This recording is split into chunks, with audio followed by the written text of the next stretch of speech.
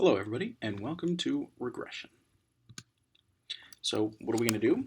We're first going to talk about predictions and then we're going to do linear regression with one predictor. So how is it we make predictions? Well, first of all, what is a prediction? Think to yourself, what is a prediction? Or how do you make a prediction? Because that's what we're going to be concerned with regression. So what is your best guess for any prediction? Now, I don't care your definition of a prediction. We're not into that. We all know it means basically making an educated guess about the future. But what's our best guess for any prediction? Think about that. Well, what about if we want to estimate the weather a year from now? What would be our best estimate? Or if we wanted to estimate the score on any exam for any student, what's the best estimate? Well, if we think about it, we've already kind of done this. We have been searching for a model for our data, and the model to this point, using continuous data at least, has been the mean. So really, if we want to estimate the weather a year from now, it would probably make sense to use the average of all of the tomorrow's date historically, at least for several years past. Or if we want to estimate the score on exam for a given student, maybe we look to their past exam performance, their average.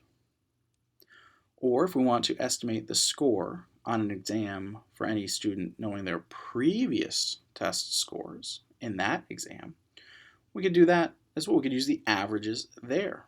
You could use the average of the test, average of their past scores.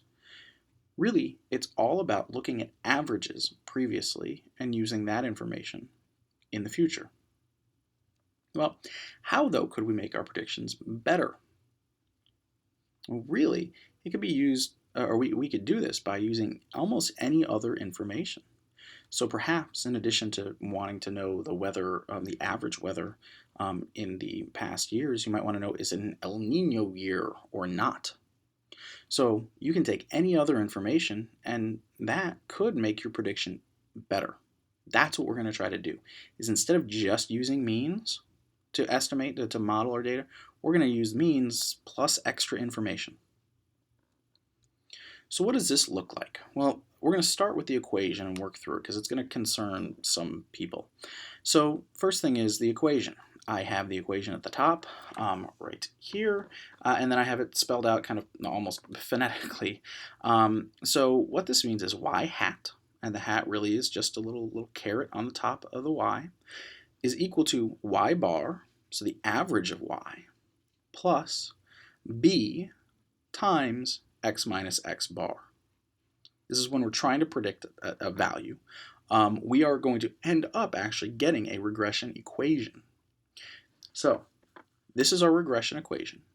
And what does this mean? Well, y hat, just like bar means average, hat means predicted value. So it's the predicted value of y is equal to the average of y plus an adjustment. This whole thing is just an adjustment to your average based on additional information provided by x. That's all we're trying to do. Instead of just saying our data can be modeled as y is the average of y, well, we're adding in extra information from x. So everything we've seen so far, we've already got. You can make an equation, y hat equals whatever your average for y is, because we can get that. We can get a single value for x, and we can get the average of x. But we haven't seen this b before. So what is it? Well, it's right here.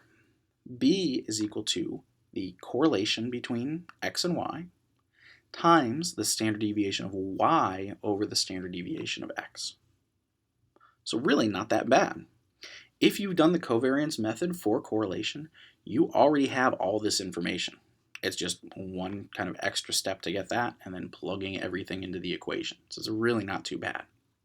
So all we need to get our regression equation is correlation between x and y, standard deviation of x, standard deviation of y, the mean of x, the mean of y, and that will get us a regression equation where we can plug in any value of x to get a predicted value of y.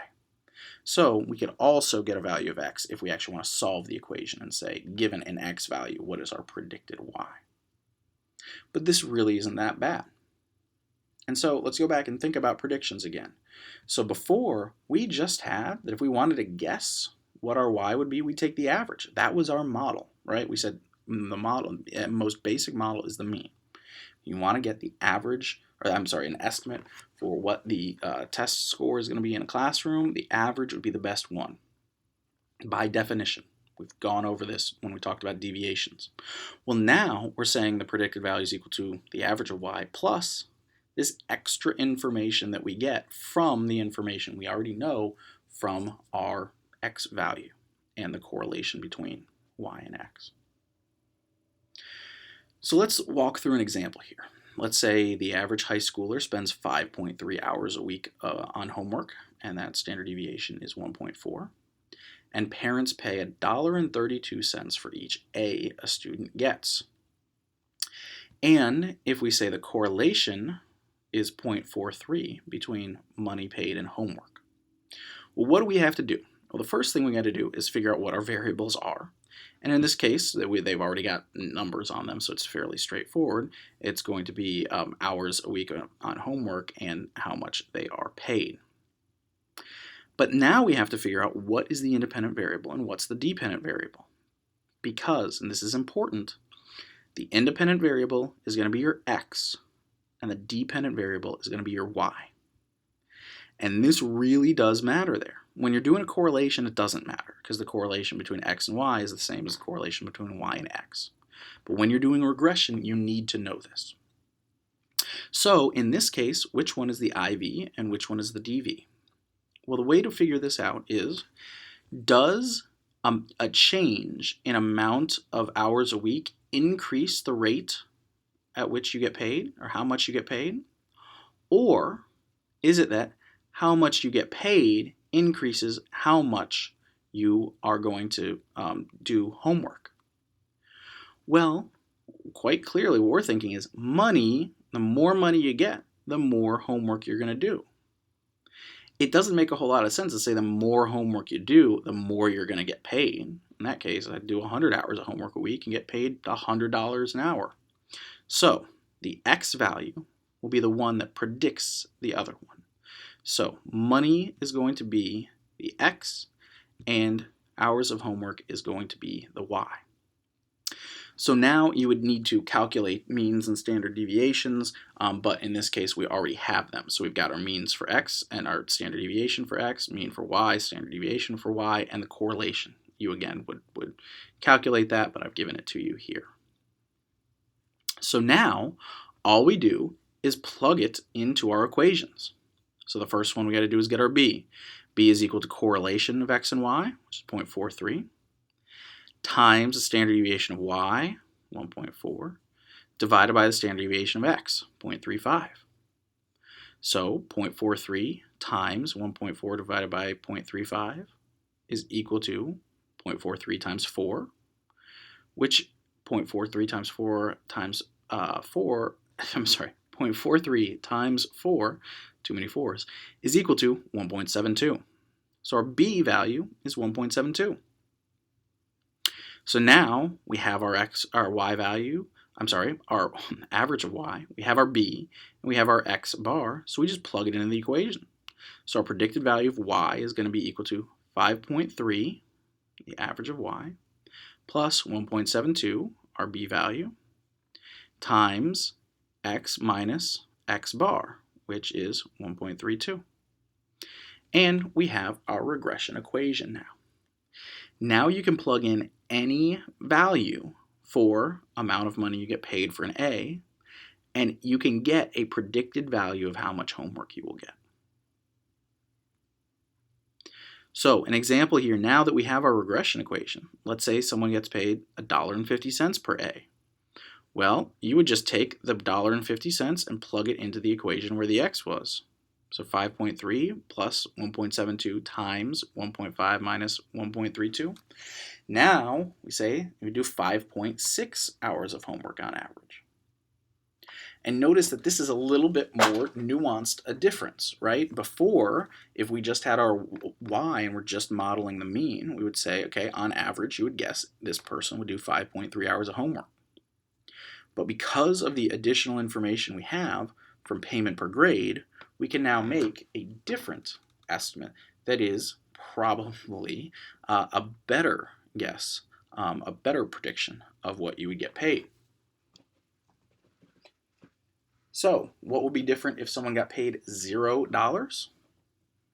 Well, in that case, we would just plug 0 into the equation, right?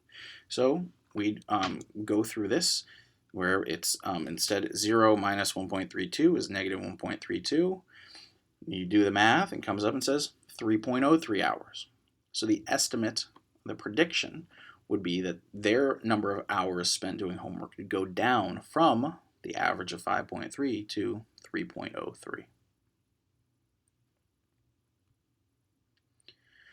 So when we're making these equations, here are our steps. We have to figure out different variables, which one's the IV and which one is the DV. We got to calculate or write down, if I've given them to you, the means and standard deviations for each. Calculate or write down the correlations between each. Then calculate B and construct your equation. So let's take a look at this height and weight situation. So what are the variables we have? We've got height and weight. Wonderful, pretty straightforward. Which one is the IV? Which one is DV? Well, in this case, we'd say height is going to influence weight more than weight is going to influence height, right? The taller you get, the more you are going to weigh. The more you weigh, the taller you get. No, that doesn't work. So height causes weight more than weight causes height. So height would be the IV. Now, calculate or write down the standard deviations and means for each. We've already done this before. Here they are for you. Calculate or write down the correlation between them. Well, we did that too. So we got our correlation as 0.92. Now, step 5, take that information and plug it into our B equation. So it's the correlation between height and weight times the standard deviation of weight over the standard deviation for height. And you go through doing the math, you get 8.13 as our B value. And now you just construct your equation with all the information you've got. The predicted value of y is equal to the average of y plus our B value we just calculated times x minus x bar, the average for x. All right, so a little bit more on regression briefly.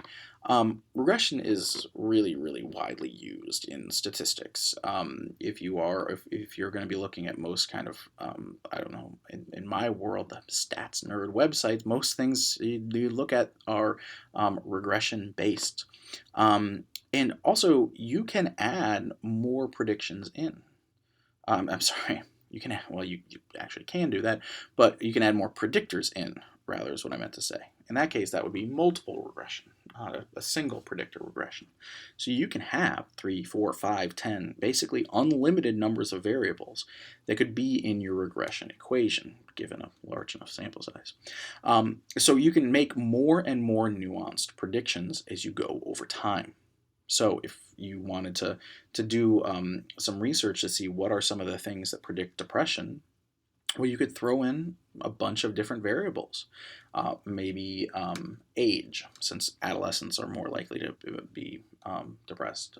The socioeconomic status, number of friends, amount of time spent with peers, and you could see which of these predictors are significant, are actually doing something in the prediction. All right, so what do you need to know?